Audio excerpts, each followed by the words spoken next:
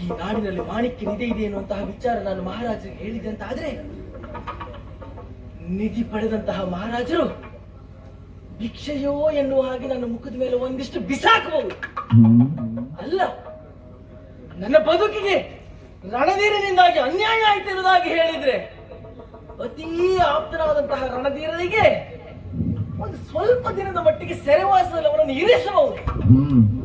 ಅಷ್ಟಾಯ್ತು ಅಂತ ಆದ್ರೆ ನನ್ನ ಒಡಲಲ್ಲಿ ಉರಿತಿರುವಂತಹ ದ್ವೇಷಾಗ್ನಿ ಆರಿದ ಹಾಗಾಗುದಿಲ್ವಲ್ಲ.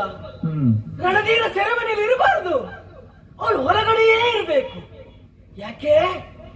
ಅವನ ಪ್ರತಿಯೊಂದು ಹೆಜ್ಜೆ ಹೆಜ್ಜೆದು ಅವನು ನರಳಿ ಹೊರಗಬೇಕು. ಅದನ್ನ ನಾನು ನೋಡ್ಬೇಕು.